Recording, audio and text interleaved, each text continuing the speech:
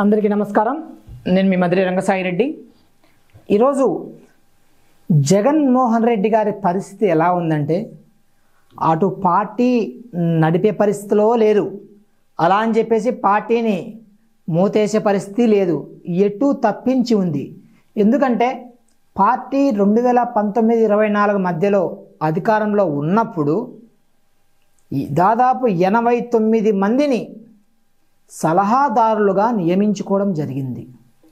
89 మంది సలహాదారులకు వాళ్ళు ఏమన్నా వాలంటరీగా ఉచితంగా ప్రభుత్వానికి సలహాలు అందించారంటే లేదు, లేదా వాళ్ళందరూ ఏమో సలహాల ప్రకారమే ప్రభుత్వం ఖచ్చితంగా నడిపారంటే అది అనుమానమే.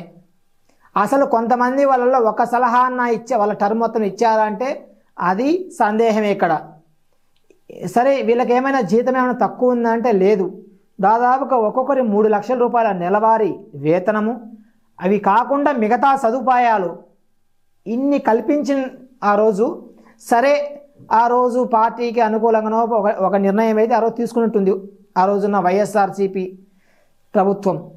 కానీ ఈరోజు పార్టీ కష్టకాలంలో ఉన్నప్పుడు వాళ్ళు పార్టీకి చేదోడు వాదోడుగా పార్టీకి అండగా ఉంటున్నారంటే 89 మందిలో 2-3 తప్ప మిగతా వాళ్ళేమి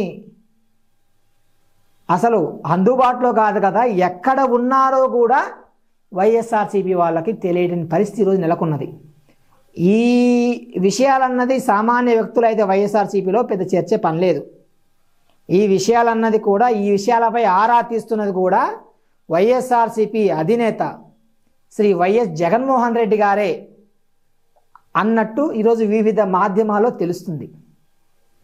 చూడండి, ఆ రోజు 89 మంది సలహాదారులలో కీలకమైన వాళ్ళు ప్రముఖ జర్నలిస్ట్ దేవులపల్లి అమర్ గారు, ఇలాంటి వాళ్ళు ఈరోజు ప్రభుత్వానికి ఆ రోజు సలహాలు ఇచ్చిన వాళ్ళు ఈరోజు పార్టీ బలోపేతం కావడం కోసం కనీసం అండగా కూడా లేరు అనేది వాళ్ళ యొక్క ఆవేదన.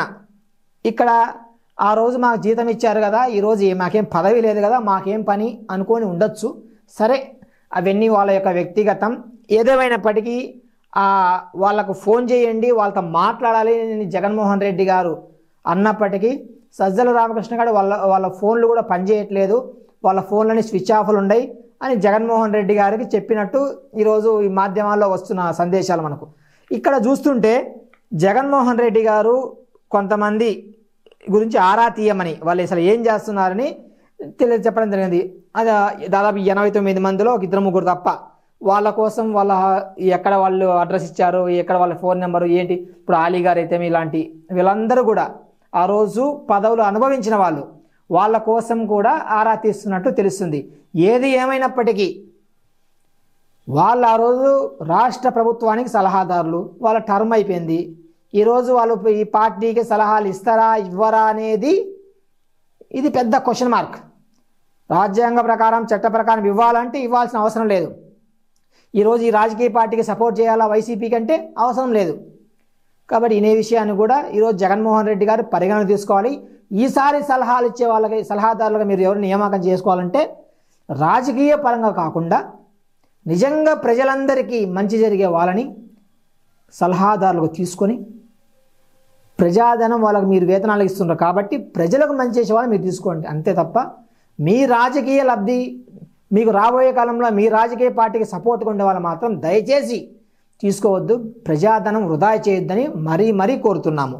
ధన్యవాదాలు.